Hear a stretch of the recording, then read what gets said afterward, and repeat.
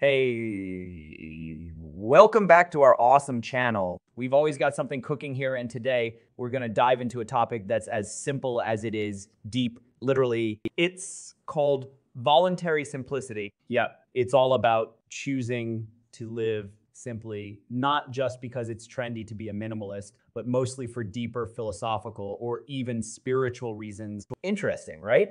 Let's get into it. Now, this concept of intentional simplicity isn't new. Nope, it's got its roots way back in ancient philosophical traditions. Picture those wise old philosophers with their togas and beards, guys like Socrates and his buddies, who often emphasized the idea of simplicity and non-materialism. They believed there was more to life than just accumulating stuff. Talk about being ahead of their time. Now, we've got to give some props to religious practices and spiritual figures too. Many religious teachings emphasize simplicity as a path to real happiness. Jesus, Buddha, and many others, they all kind of pointed us in the same direction, that living simply could free us from a lot of unnecessary burdens and lead us to inner peace. Food for thought, eh? This mindset found a pretty receptive audience in the East. Eastern philosophies, including Buddhism, Taoism, and others, have deeply influenced this concept of simplicity over the centuries,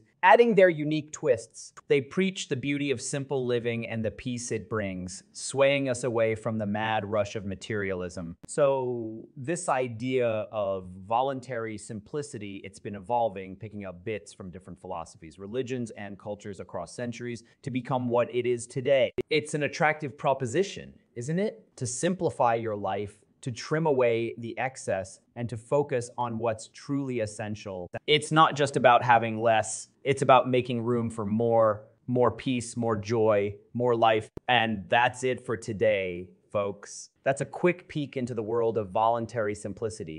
Make sure to tune in next time for some more juicy tidbits on all things intriguing. Stay simply fantastic. Back in the 19th century, when life started becoming fancy with all the industrialization jazz, some guys had a bit of a different tune. You see, amid all the flash and pizzazz of industrialized nations booming left, right, and center, voluntary simplicity kind of took a backseat. Factories churning out shiny new things kind of led folks away from the idea of living simple, which makes sense, right? Fancier toys, bigger houses. It's only human to be tempted. Who wouldn't want to own a horse carriage in brass detailing back in the day, eh? But then, amidst this sea of change, there were blokes like Henry David Thoreau. Now, this guy was a big deal. He was all about the simple life, writing books like Walden, which was absolutely riveting reads about the beauty of simplicity, nature, and minimal lifestyle. And lots of people thought Thoreau was onto something. His words had an impact, mirroring his philosophy.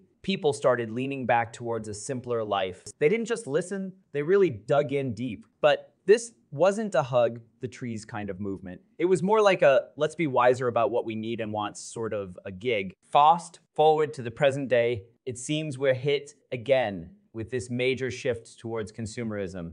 Only this time it's on steroids with online shopping and such. At the same time, more folks are getting conscious about the drawbacks of this constant consumption loop. More awareness about environmental impact, mental peace, and all that guru stuff is leading people right back to the idea of voluntary simplicity, just like old Thoreau had once envisaged. So that's the skinny on voluntary simplicity. It certainly isn't about living like a monk or refusing to enjoy good things. It's more of a conscious choice to take a break, smell the roses, and enjoy life beyond the shiny new things popping up every second in the world of consumerism. It's about finding balance, or as Thoreau would put it, marching to the beat of your own drum. You know, that term voluntary simplicity we keep hearing about. Well, buckle up, because it dates back to 1936 when this cool guy named Richard Gregg came up with it. Gregg was all about the idea of choosing to live simply, not because you had to, but because it enriched your life spiritually and philosophically. Then along came World War I, and you can bet your boots that voluntary simplicity had a heyday when goods were rationed and people had little.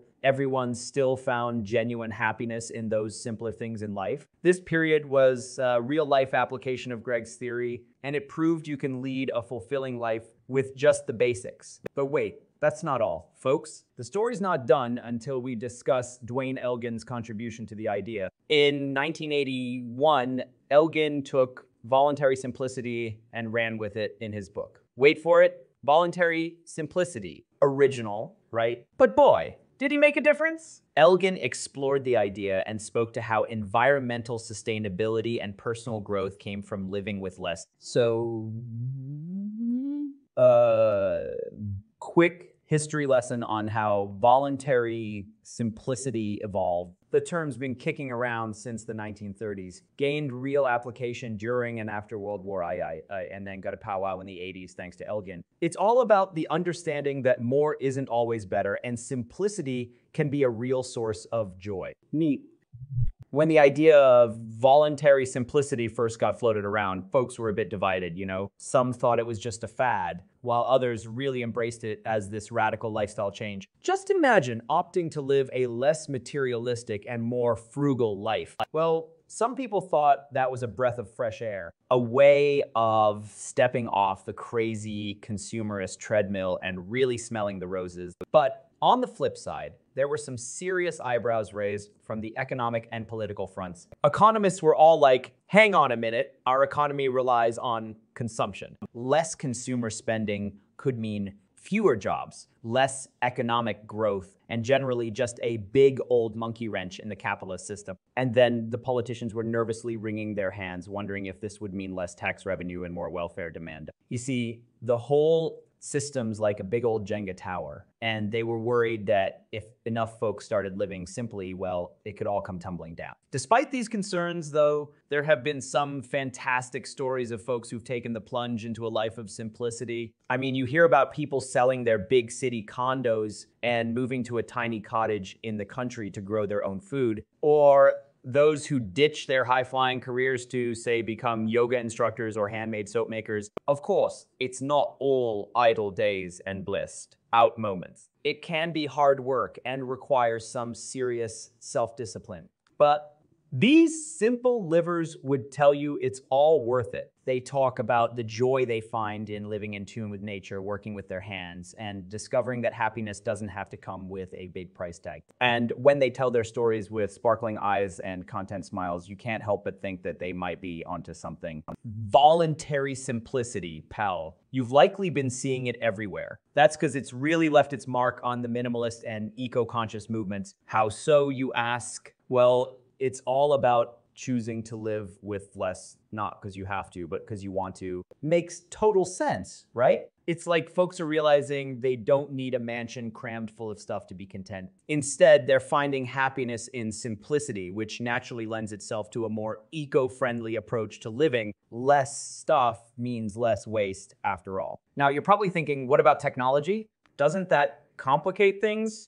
You'd be surprised. Instead of shunning tech, many who embrace voluntary simplicity are using it to enhance their chosen lifestyle. Have you heard of digital nomads? They're folks working remotely while traveling around, living simply with just a laptop for company. Thanks to the digital age, they can work from pretty much anywhere, embracing simplicity while staying connected and making a living. Neat. But it doesn't stop there, dude. Voluntary simplicity is no longer a fringe movement just a handful are into.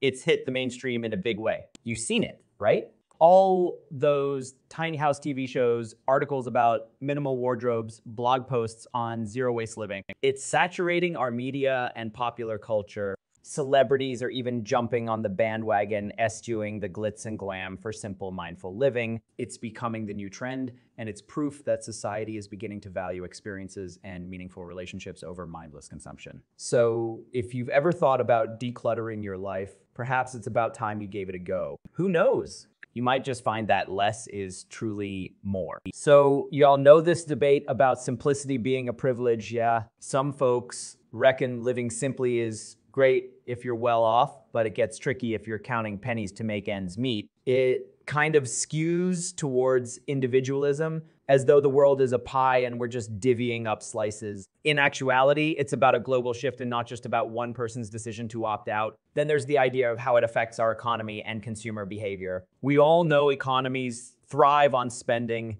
and opting for a simpler lifestyle could theoretically stunt economic growth. But on the other side of the coin, it might also encourage more ethical consumerism, pushing away from buy, use, throw cycles. It's a bit like choosing between the devil and the deep blue sea, isn't it? Mind you, don't overdose on simplicity. Going too bare, bones may hold us back from experiencing the larger aspects of life. As my mama always said, all things in moderation, dear. We need a balance. Voluntary simplicity shouldn't push us into a life that's frankly just plain boring. So there you have it, folks. It's not as black and white as it seems. It's a bit like making a sourdough. It's not just sugar and flour. You gotta put effort and thought into it. But hey, just like baking, the result could be a lovely loaf of simplicity that appeals to your palate. So if this stirred some thoughts in you, do hit that subscribe button and give this video a big old thumbs up. Share it with your pals too. The more we discuss, the more we grow, right? Remember, the idea here is not to tell you what to think, but to get all of us thinking. Thanks heaps for watching. Let's keep this chat going. Until next time, take care, y'all.